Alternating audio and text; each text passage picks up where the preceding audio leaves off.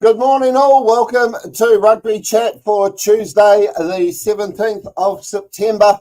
Wow, we've got a lot to get through today, and welcome to everybody watching on YouTube, and as I said on our Saturday show, which was a great success I thought, we will be looking at everything that's going on and what's coming up and what's been and how good were our picks. So without further ado, I'll bring on my new partner in crime, Mike Sheehan from Mid-Canterbury. And good morning, Mike. Morning, Rabs. How you going, mate? Just moving the studio. Don't want everyone to see my messy room. So, well, I mean, what do we look at? We look at, I suppose, just have to go straight to the Heartland Championship, don't you? 80 points a game on average across all 6 games. Huge scores. I mean, really? I mean, these scores were just crazy. You know, East Coast, 45 points, still get beaten by 60. Mid-Canterbury, your boys gave Wanganui a crack, but you went down 48. South Canterbury, hello. What happened there to North Otago? They completely ballsed it up, 28-5 ahead, and went down by 13 points. South Canterbury just do not know how to lose a match of football anymore, do they? No, they're going strong still. It's good to see Sam Briggs back in the squad last week. Yeah, and on top of that, what about the case scenario of maybe we should have put out a little hashtag, Nigel Walsh, All Black coach. Yeah, no, he's a pretty good coach. I see he's coaching the Heartland 15 again this year with me and Nakora from Poverty Bay. So those two work good together. So it'll be good to see that team come together later in the season. Yeah, they'll be playing a Barbarians and a New Zealand selection, Maori selection. So that'll be interesting. And both those games will be played up in Wanganui at Cook's Gardens. So King Country, they thumped West Coast by 43-17. I actually thought this game was going to be a lot closer. And watching the game on Saturday, it just, to me, it didn't get going. And when it did, it was King Country that was doing the scoring, unfortunately. So the poor Red and Whites got thumped. They were going into the game with a few injuries under their belt after a tough Rundle Cup. So I don't know. They can still bounce back. And, of course, the live game on the telly was Wairarapa Bush taking on Horowhenua. And, 45 points again and still get beaten by 62. It was, I don't know. What is going on? I mean, I'm enjoying all the tries. Don't get me wrong. I'm enjoying the high basketball scores. Don't get me wrong. But something's wrong. Yeah, it was a pretty ordinary display from the West Coast. I thought they had a lot of debutants in the squad this year, and I think, they give them a run on the weekend. Troy Tafari was on the bench; he didn't even make an appearance, so I'm not too sure what's going on. But yeah, full credit to King Country. They played some pretty good footy, to be fair. Yeah, well, Troy got injured the previous week, so he was pretty much only up in Taupo as a cover to debutant Nick Hyde, who came, who answered an SOS. Last count, I believe, West Coast have got around 26 pickable players on the injury list.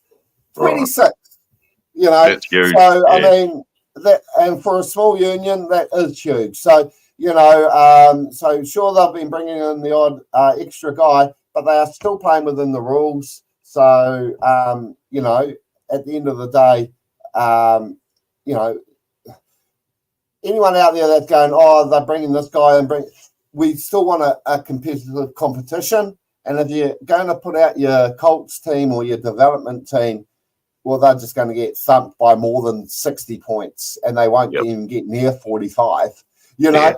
So, you know, let's just suck it up a little bit, people, and just look at where the competition's going, because it's still anybody's game. If we have a quick look at the table from the weekend after that, So, of course, South Canterbury, 5 from 5. They've got 33 tries, conceded 19. And then you got Wanganui, who are 4 points behind. And that 4 points is the loss in round 1 to South Canterbury, believe it or not.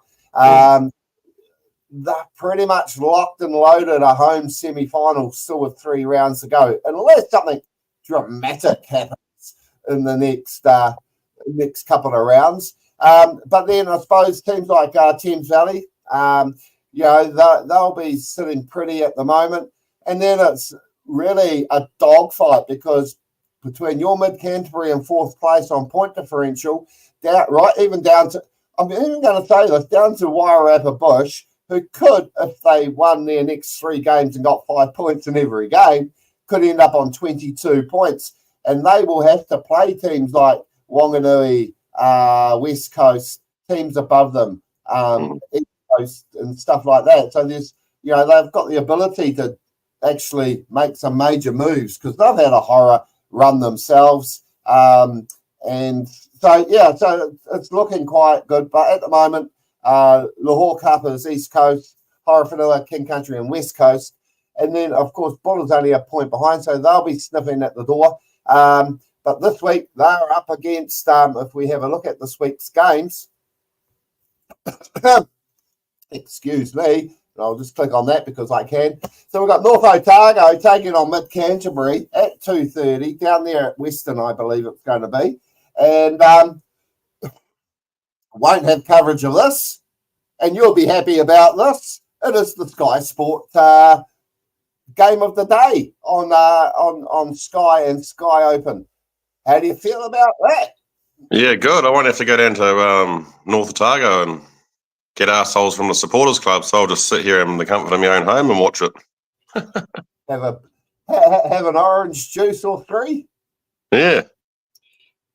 Yeah. Well, I mean, North Otago, they must be like really thinking, what did they have to do to win that Hannon Shield game? It would have been a great way for them to celebrate winning the 200th Hannon Shield.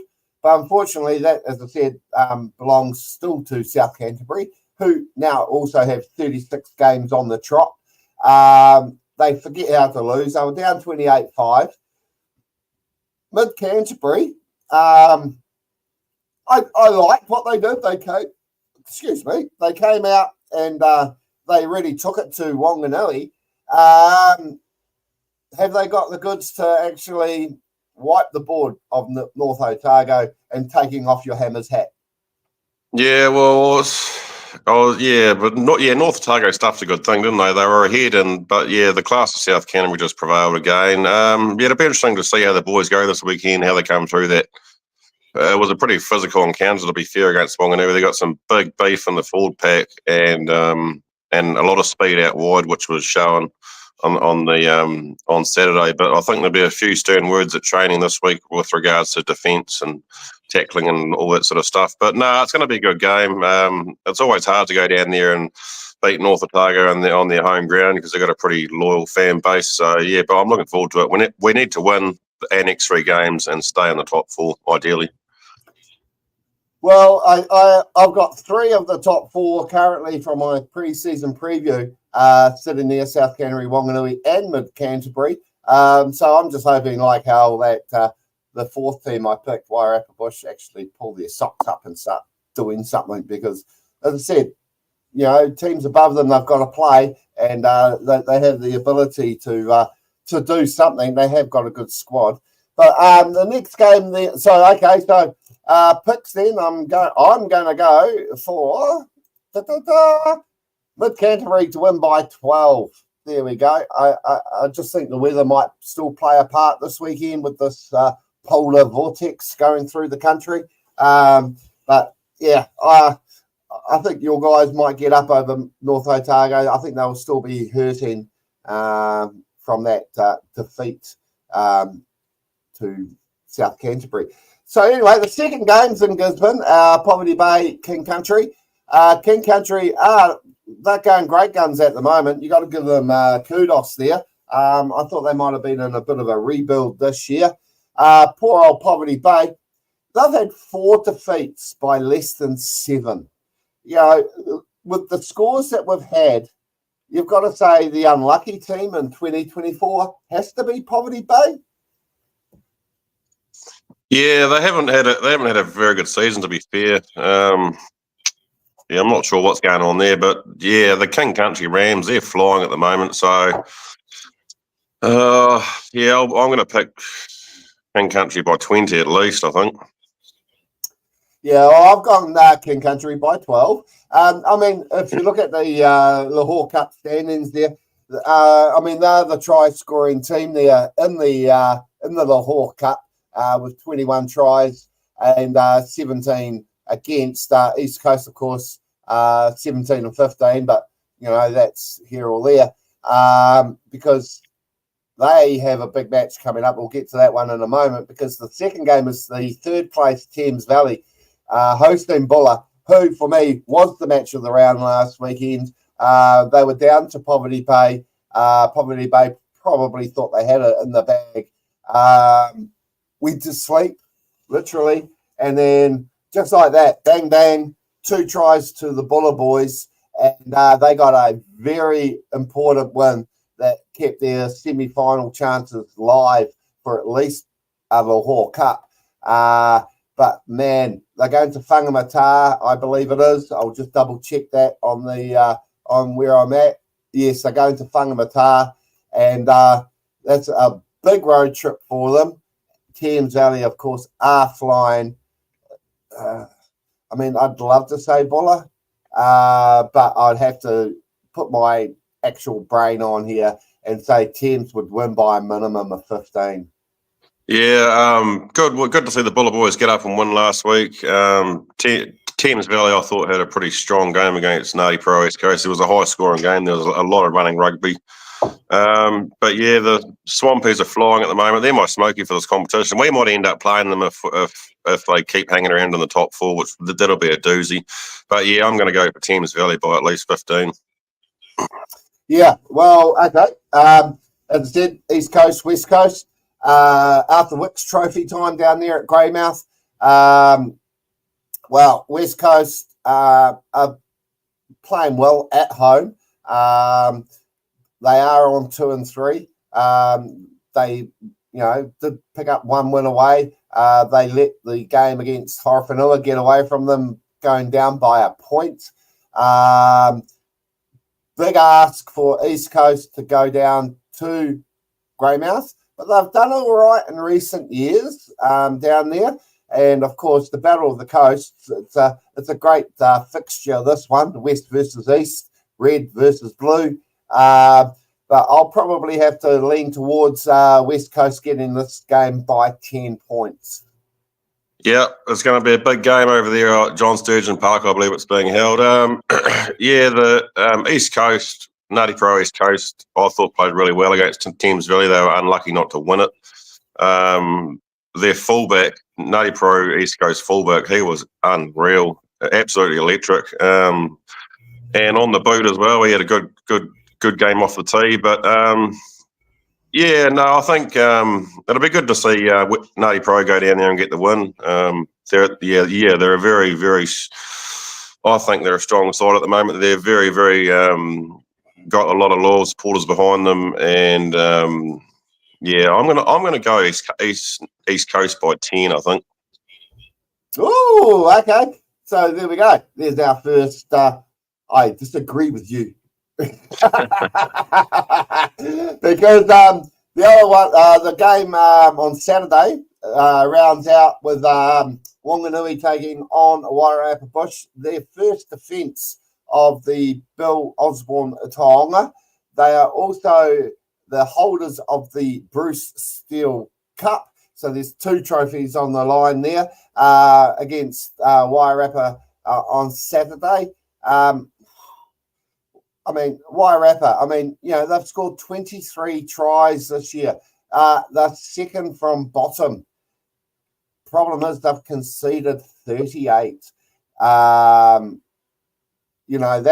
That's the big worry there. Wanganui at home in Wanganui. Oh, I mean, I really want to go just to throw an apple in the cart. I'd love to go Wairarapa Bush to win, but my head is saying that Wanganui 17 points. Sorry, Bush, Wairarapa Bush, Stacey, Cameron, and all the team. I think we're up against it. Yeah, that's going to be. It's going to be. It's always hard to get up to Cook's Gardens and win. Wanganui looking good this season. It was actually good to get some eyes on them at the weekend and see how they played the game. And they got some really good leaders up front. Jamie Hughes and Peter Travis Hay-Horton had good games. I thought Ethan Robertson had a good game at 12. Alekisio Vakarongo got 2 tries, and he's just a machine. But they're up against it here, to be fair. I think I'm going to go Wanganui by 25. Yeah, and I was being a bit sort of trying to be a bit consoling on my pick, but I think yours might be a bit more real. But and just quickly back to the East Coast game. It'll be interesting to see if East Coast have back their classic All Black Joe Royal, by the way. I see he took the weekend off and was playing for the classic All Blacks against the classic Taniwha up there at Whangarei. And there was another guy there that was doing pretty good, scored a try, got a couple of kicks. One, Andre Taylor, who showed up for Wairarapa Bush last year as player and assistant coach. But he's back at playing just club rugby now in Palmerston North. So, but, you look at that and you think, how would Wairarapa Bush have gone with Andre Taylor and Ambrose Curtis in the team? Yeah, that's an interesting one. Yeah, it'd be good to see Joe back in the Sky Blues. He's I think he's a very, very important cog in their wheel. He's got a lot of experience, and he's a very good. He's a very good hooker. But yeah, no, that game was actually quite cool to watch. I think the referee had a blinder on Conrad Smith. Conrad Smith got Player of the Day, I believe. Did he? Well, I reckon. I mean, maybe we should hear a few more commentators. It was sort of some of his lines were just absolute gold. And then just calling out the guys' nicknames. It was sort of like, hang on, ref, you're not meant to be that friendly with the teams. You're meant to be officiating, but it was a great way to celebrate whatever they were celebrating up there for the game. I do believe it had to do with Sid going. So yeah, it was a great day for that. Yeah, it would have been. Anyway, it would have been good to see someone like Colin Hawke or Paddy O'Brien come back for the day and have a go on the whistle. Well, answer me this: when was the last time you saw a game of rugby where the linesman halfway through the second half gave the flag to the one of the coaches of one of the teams, and then throw on a shirt and then go and play, i.e., Mr. Eric Rush? That was good. That was good to see. Good to see Rushy back on the field having a run round. But I'd say there'd be a few beers consumed that night.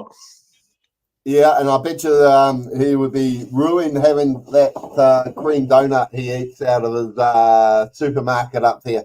Apparently, he enjoys his cream donuts. But anyway, so that's only 5 games on Saturday. Because on Sunday, round 6 is completed with Horowhenua Kapiti taking on the Might of South Canterbury at Eden Park at 4:45. I thought it was at 4:05. Okay, I'll just have a quick look at this thing here because I was talking to you pre-show and having a little bitch moan about what was going on Sunday because I was looking at 4 o'clock. I wasn't looking at 4:45. Oh, I'm pretty sure it's 4:05. That's what I read. Yeah, well, that's what I thought it was. So I'll have to go and look at changing the time on there. But even if it was, I'll just have a quick look And yes, I can currently say in breaking news, that game will not be on Sky. But I'm just wondering if they're going to show it. I just had a thought. If they're going to show it on Channel 4 on Sky Open, which is a good point, because they do tend to show some games on Sky Open. And I'm just looking at the TV screen. No. So hopefully they just haven't updated the EPG guide on Sky, and hopefully that game will be live because it's a big occasion for both Horowhenua and South Canterbury. Horowhenua haven't played there in 20-odd years. South Canterbury last played on Eden Park in 1979, and they went down to Auckland in a Division 1 game by 42 points to 3. So it's not just a home game for Horowhenua. It's a return and redemption time for South Canterbury on Eden Park. Yeah, no big occasion for both unions getting the chance to play up there on the Garden of Eden. I see on the Horowhenua page they're getting quite pumped up about it, so that's good. But yeah, I'm sure Nigel Walsh will have his boys firing, and he'll probably. I'm not too sure what their last few games are, but he might choose to rest a couple of good players. But in saying that, he probably won't. He'll probably give them all a go. So it's going to be a good game. I'm picking South Canterbury by 25 at least. Oh, totally. I've gone South Canterbury by 18, only because it's on a Sunday. But to answer your question, after this week, they've got East Coast at home. And they did put a ton on them last time. East Coast were down that way, and then they've got an away trip to West Coast. So and that'll be for the Sutherland Cold Trophy. So that's where I was getting all mixed up. For some reason, I had my brain turned on that Wairarapa Bush were playing South Canterbury. Yeah, that West Coast. That South Canterbury East Coast game that's been played down here. That's going to be a good game, I reckon. I think last time they played was last year. It might have been a Meads Cup semi-final they played down there. Yeah. Oh yeah. I'm thinking of a couple of years ago they were down there and they got pummeled. But it'll be a lot closer this time for sure. But South Canterbury though, I'm just in awe of the way they're playing the game. I just mentioned Joe Royal there coming back from the Classic All Blacks. Well, one Hicka Elliott will more than likely be back from the Classic All Blacks as well, playing well for the Green and Blacks. It's just I know it's a big game for Horowhenua, but I think this could trip them up. And if they don't walk away with a bonus point, teams like King Country, teams like West Coast, Buller, even Wairarapa Bush could be pushing them a little bit. And then if Buller provided the upset of the round, Horowhenua could end up sitting down there in 9th place, So King Country and West Coast have got probably the best chance of making some major moves here because, if West Coast beat East Coast, in theory, they will go ahead, but they'll need a bonus point win to do that because they've got to make up 40 points on the points for and against.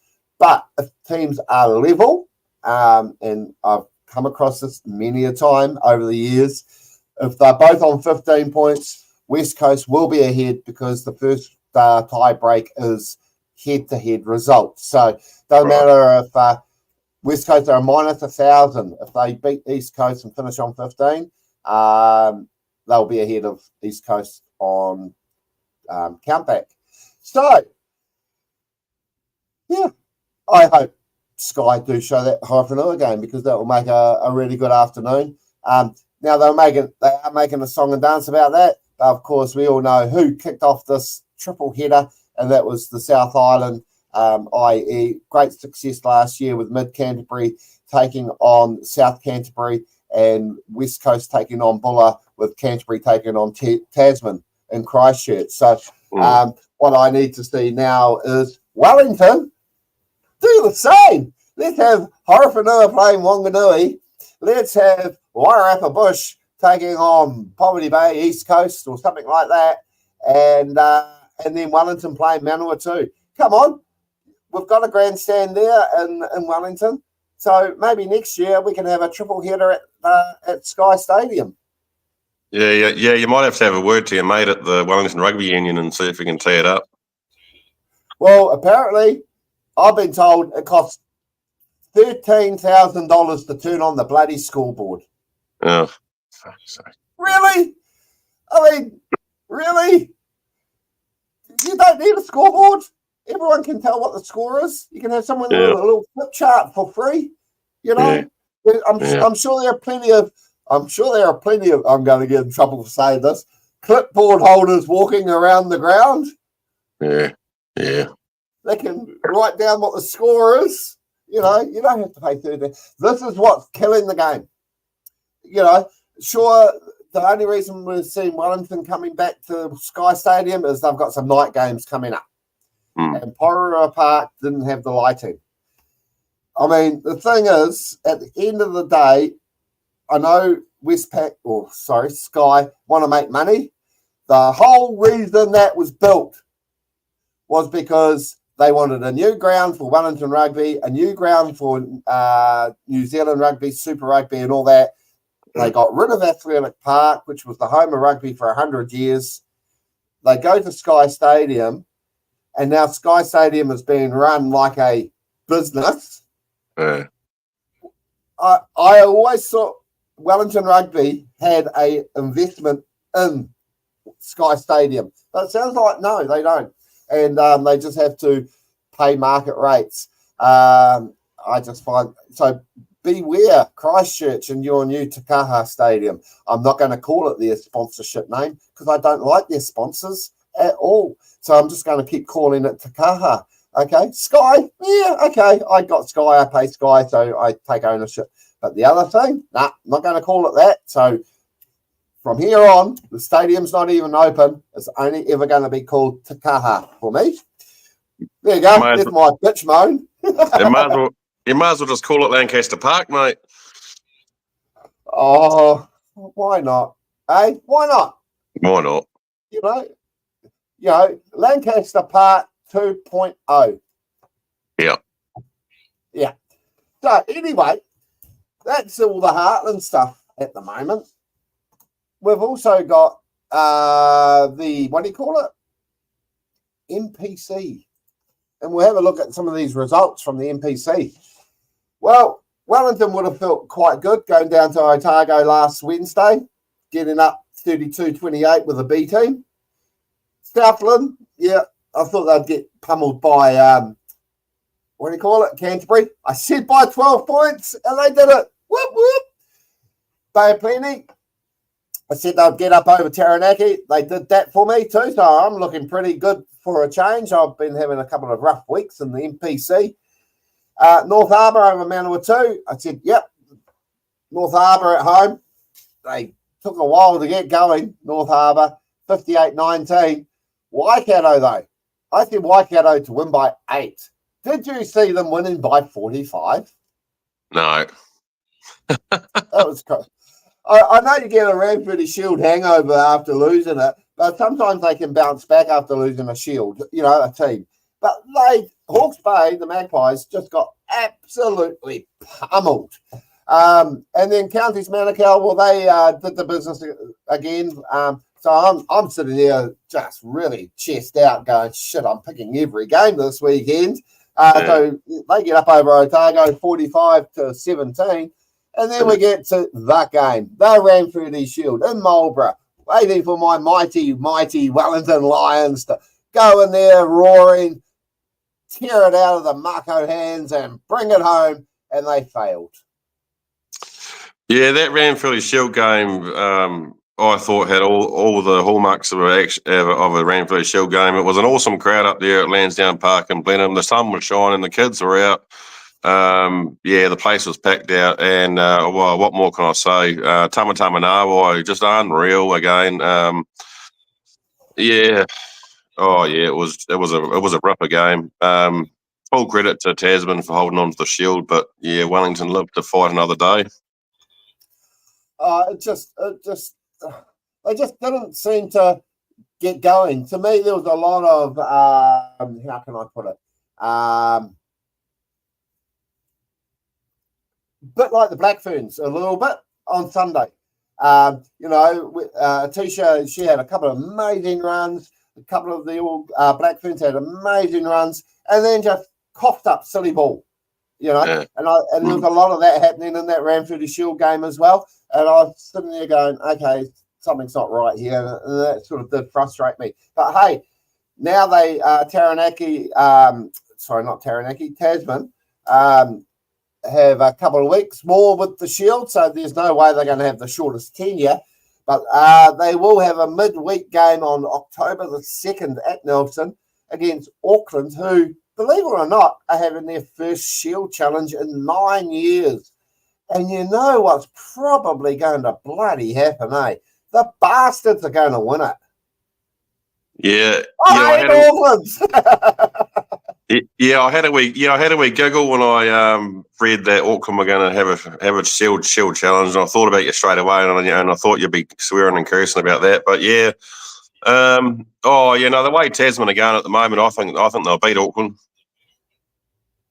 Yeah, at home on a Wednesday night, it's going to be pumping in Nelson on that night. I don't even think Nelson have had a Ranfurly Shield game ever, because Nelson Bay's never held the Shield from memory, and all the games that are in the Tasman region were in Marlborough. So unless a game was taken on the road, I'll have to check my record books on that, because sometimes they used to take games Ranfurly Shield on the road, so it might have actually gone to Nelson before. I actually have to look that one up. But I'm going to go. Okay, I have to put it up. Here are my picks for. Oh no, was that last week? I think it might have been last weekend. Oh no, this is this weekend. Yes, it is this weekend. So we got tomorrow night's game, Manawatu 2 taking on Southland at Palmerston. I thought Manawatu 2 played really well, and so I'm going to go Manawatu 2 to beat Southland by 10 tomorrow night. Your thoughts? Yep. Yeah, Manawatu 2 haven't had the best start of the season. I'm going to go Southland here by 10. Okay.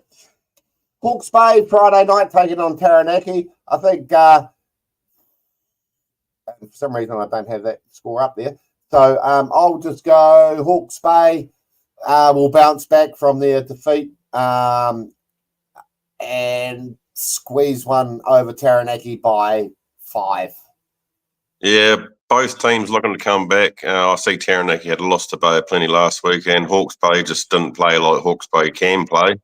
I'm not too sure what was going on there, but yeah, I'm gonna pick Taranaki to bounce back by 8.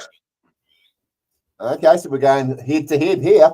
That's great. On Saturday, we've got Northland taking on North Harbour. I've got here North Harbour to win this by 10 points. It's going to be a tough trip for them up the road, but it's a local derby game, neighbours, and I think Northland played okay against Auckland last weekend, but I think North Harbour will be buoyed by their big win over Manawatu 2, and I think North Harbour might squeeze them by 10 points.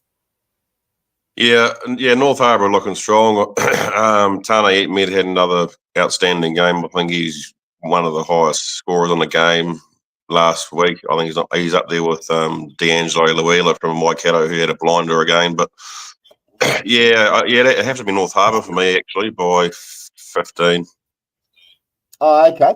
All right. Wellington, Bay of Plenty. Now, this game, to me, is, Wellington at home, back at Sky Stadium.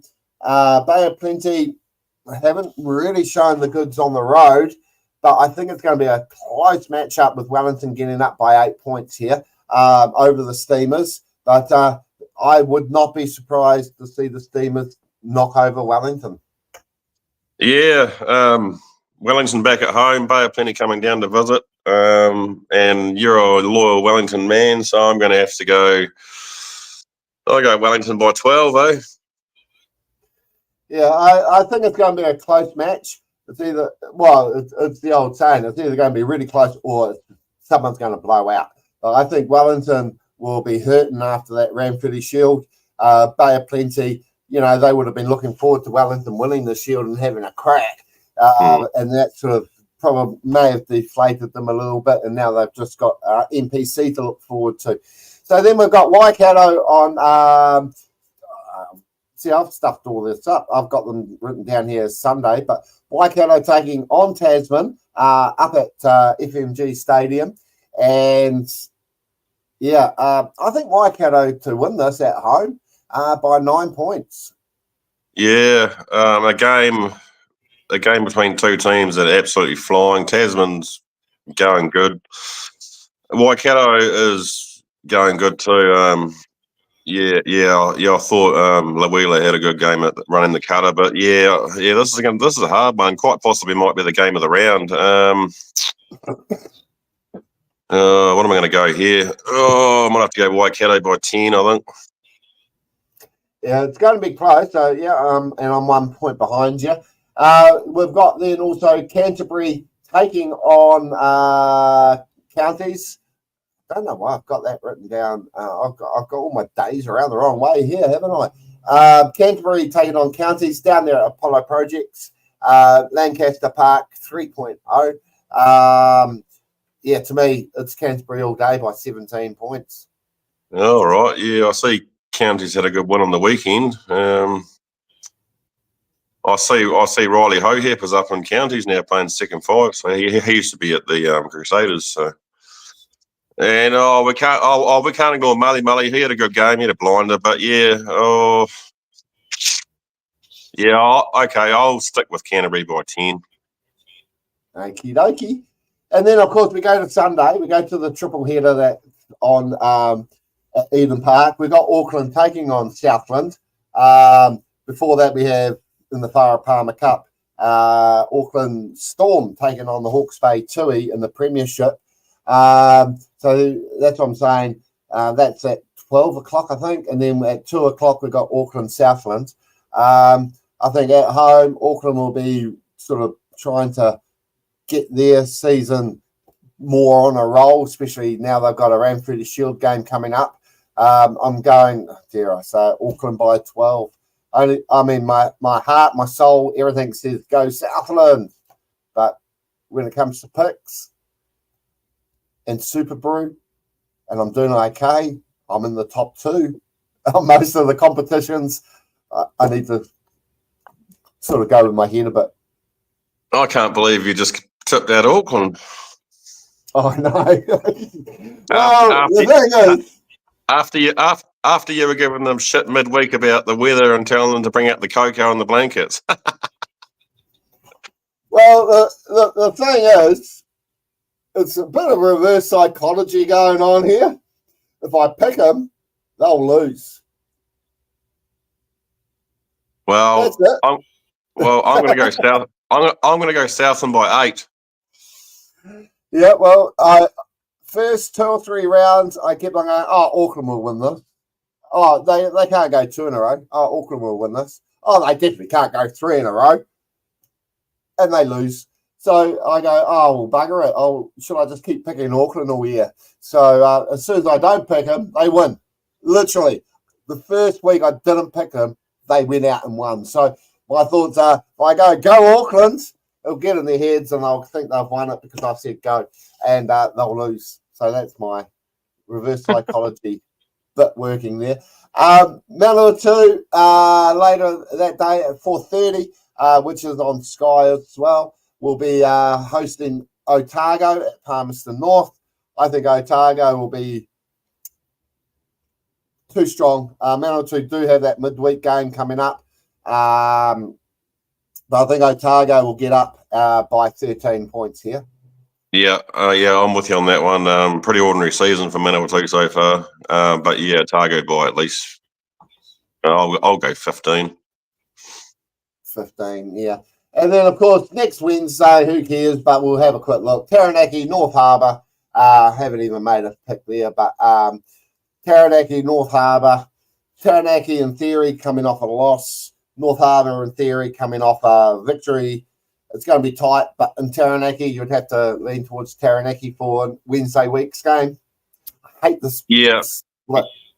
Yeah, I'm expecting Taranaki to bounce back in front of their home crowd. I'm picking it's been played at Yarrow Stadium, but yeah, no, the Bulls fans will be out full force on a Wednesday. It'll be good for the kids to get out and have a look. And Taranaki by 12 at least.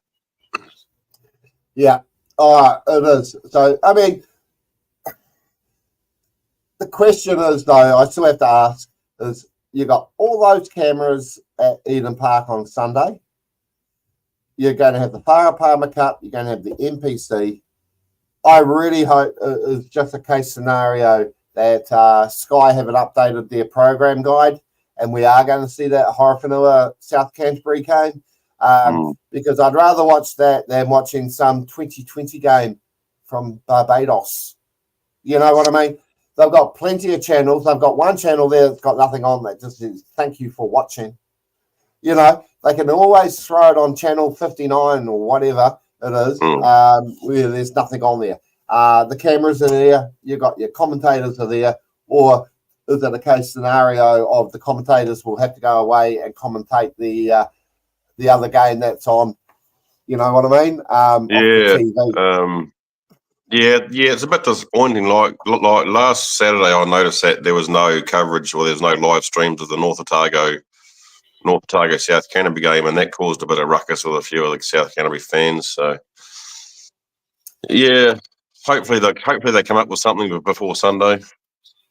Yeah, no, well, literally, I thought there was going to be one, but I think it was just I don't know how bad internet reception is in Temuka, but at least we were they did realise there was a problem, and they were giving updates on their Facebook page, so that was pretty good. We'll have just a quick squizzle at Farah Palmer Cup. As you can see here, I'll just see if I can. Is that going to bring that one up? No, of course I was clicking in the wrong screen. So, of course, we had the championship, and you look at that table and you go, the final's going to be Manawatu versus Wellington. But it's not. If I slip through to the semi-finals results here, Manawatu just far too strong for North Harbour in a semi-final, 72-0. But Wellington, from the previous week of defeating Otago by 51 points to 13 at home, sure they were missing a couple of black ferns, but really good on Otago's spirit, getting up and taking the dub by 51 points to 38. And now they get to face Manawatu on Sunday afternoon at 4:30, which is live on Sky. In the championship final, winner will get promoted to the premiership for next year. You'd have to say it's Manawatu all day, every day by 40 points, wouldn't you?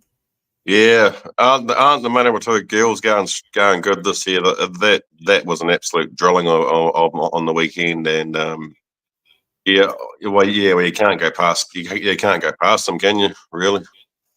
No, you can't. And then I mean, if we look at the other games from round 6 of premiership, great game up there in Tauranga with Auckland Storm getting up over the Volcanics by 29-24. Canterbury women demolishing Hawke's Bay who are the game on Sunday up there in Auckland. So that could be a good game, that Auckland-Hawke's Bay match. But Canterbury firing on all cylinders. Waikato, well, they went up and defeated Counties Manukau and won the JJ Stewart Trophy, the Ranfurly Shield of Farah Palmer Cup, by 57-28 and on Sunday afternoon. So there were some big matches there. But coming up, we've got Northland taking on Waikato Saturday afternoon. The Cowrie taking on Waikato. To me, that's going to be Waikato all day. And then on Sunday, as I said, Auckland taking on Hawke's Bay Tui. Auckland just up and down. I mean, they went down to Canterbury, they won the JJ Stewart, they then lost it to Counties, and now that's doing a bit of a Bill Osborne travel around the country. And then, but then at Rotorua, we've got the Volcanics taking on Canterbury. And I think that the Volcanics Canterbury game will be the Farah Palmer Cup game of the round. Because at home, I mean, they pushed Auckland really well last week. They have lost 2 or 3 players who have gone back overseas or back home overseas. It is interesting because, I mean, if we slip up to what the current standings are here, there we go.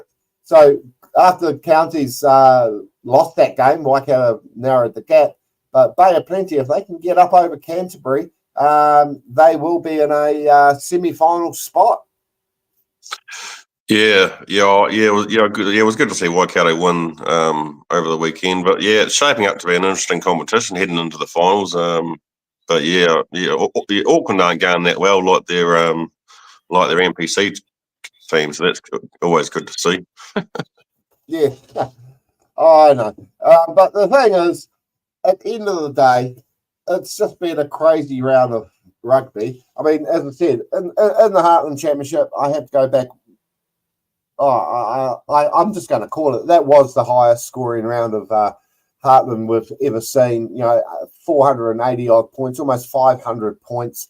That was up until Saturday. There was 800 and something odd points. If you take Sunday's game, over Farah Palmer, NPC, and Heartland, almost 1,000 points had been scored. It's great. It's entertainment. But really, it's also becoming a bit of a toss of the coin, is it not? Yeah. No, there was actually some good games on the weekend, especially in Heartland. It's good to see some really good running rugby, for example, East Coast and Thames Valley, and good to see players coming through. Having good performances like the fullback from East Coast, he had a blinder, but yeah. Maybe the teams are starting to get a bit tired. I'm not too sure, but they need to get in the mindset for the next 3 rounds and put their best performances forward, because I know some of these Heartland teams can do better than what they're doing and should be doing better. So I think there's going to be a few frustrated coaches around after this last round. True, because some of them are going to be still aiming at those top 8. Well, Meads Cup, Lahore Cup. As I said, pretty much you can almost just put them in the semi-finals now with South Canterbury, Wanganui and Thames. If it stays like that, it's just a battle who gets that 4th place. One team that will be looking over their shoulder in 2 or 3 weeks' time will be Wanganui, because the possibility is they will host Thames Valley at home. They might not win at home Thames Valley, but they do know how to win at Cook's Gardens, even though they did falter in the semi-final last year where they just got absolutely annihilated.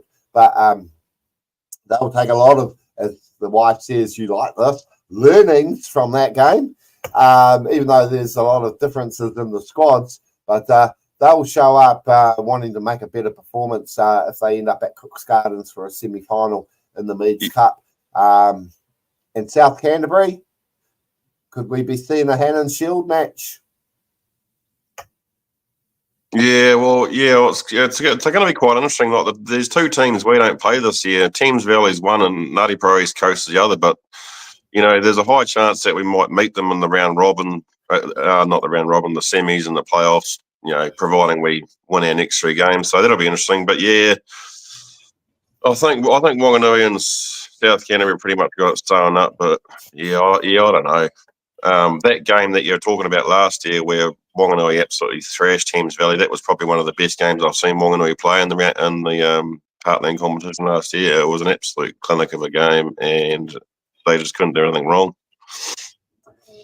Yeah, and then unfortunately, as I said, if it all goes to plan, we could be maybe at Fraser Park if it's open for a Meads Cup final. It would be a great day there. I see they're already starting to have functions at Fraser Park in their new wonderful pavilion there.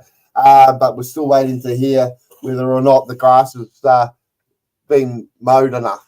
Yeah, I Because see. at the moment, Yeah, I see the South Canterbury boys must have went back to Fraser Park after the game on the weekend and had their function there, but I don't think there's many facilities at Temuka Domain.